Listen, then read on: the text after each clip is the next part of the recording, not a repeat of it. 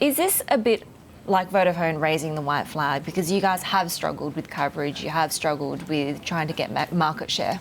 If anyone thinks anyone's raising the white flag or stepping away from the market, then good luck to them. This is bringing together the best of both worlds, to bring together Vodafone's mobile business, in which we've invested about $6 billion building a state-of-the-art 4G mobile network, and to bring that together with TPG's incredible fixed broadband and fibre business. They've spent several $1 billion building 27,000 kilometres of fibre network. And what we're seeing increasingly is consumers want to buy fixed and mobile services. They don't want to have to worry about going to different companies. They don't want to have to think about these things. And to be able to bring together the best of both worlds and really step up competition, really take it to Telstra and Optus and really offer a genuine alternative is a terrific opportunity for everyone. So you're all in, you're committed? Absolutely. So Vodafone has committed its brand to the new merged company for 10 years, and the key shareholders have all committed to not sell shares for 24 months. 24 months is not a long time, though. Is that a natural exit point? It's a very fast-moving market. This would have been a natural exit point if there's any, but it's simply a very dynamic market. We're moving from 4G to 5G.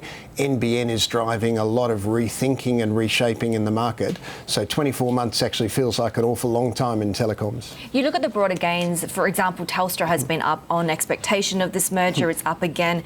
Is there, what's going on there? Because you're kind of saying expect some aggressive pricing when this merger concludes. We're saying expect a step up in competition, and I think it might take people a little time to figure out exactly how dynamic, exactly how aggressive, exactly how significant this merged business is going to be. It's going to have 6 million mobile customers, 2 million fixed broadband customers. It's going to be, as you mentioned, an $11 billion equity value company. It's generating combined nearly $1 billion of free cash flow. The opportunity to really invest and really drive competition is terrific. So I think it might take people just a little while to figure out just how difficult this is going to make life for Telstra. Huawei was one of your major suppliers, and we heard from the government last week essentially banning them from the build-out for 5G. Does this merger, I suppose two parts to my question, does this merger kind of solve some of the supply problems? And just your views on whether this kind of ban is a bit short-sighted from a competition and pricing point of view?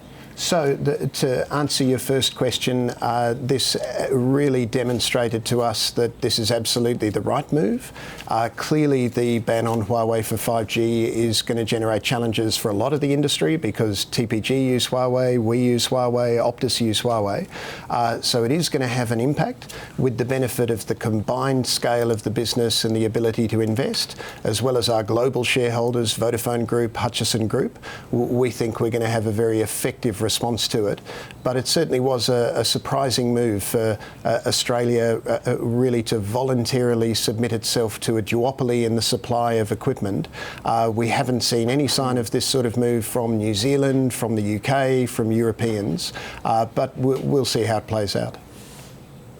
Dan, this is David in Hong Kong. For obvious reasons, when we talk about mergers, we eventually have to talk about synergies and overlaps. Should we expect any job cuts?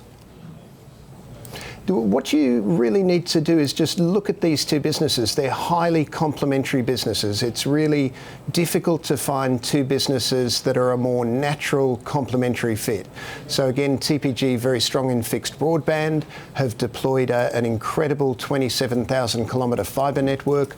Vodafone, very strong in mobile, having spent $6 billion on the mobile network. So really the purpose of this is to bring together both of those companies who are each strong in their own sphere and to ensure that they're more than the sum of their parts. So this merger is not about job cuts. This merger is not about that sort of rationalisation. Right. So in other words, what you're saying is, it might be a side effect, but what you're saying is we should not expect then job cuts, just to be clear. So we have quite a way to go. So we're going through the ACCC approval process. We're, of course, working with the ACCC and other parts of government. So no decisions have been made about that sort of level of detail. But given the highly complementary nature of the business, no, we wouldn't expect any significant job cuts. We've seen the issues in the US. Is the Australian market even big enough for three major telcos? I think so. Most markets have generally been consolidating to 3 major players. So we've seen a lot of mergers, including with Vodafone in India, the Vodafone India Idea merger. We've seen in the Netherlands the Vodafone Ziggo merger. We've seen it in Spain. We've seen it in Portugal. 3 seems to be a relatively stable, sustainable state for the industry, where you've got more than enough competition and you've got a sustainable scale players who are able to invest and compete.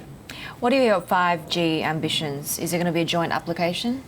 A joint application to the spectrum auction, yes. We've announced 2 things today, one of which is the merger agreement, but also a separate joint venture that's not conditional on the merger that will be applying to the spectrum auction in order to... So that's a JV even if the merger doesn't go through? Correct, that's independent of the merger. We wanted the ACCC to be able to look at the merger independently, but nevertheless we have formed a joint venture in order to maximise infrastructure sharing and scale for deployment of effective 5G networks.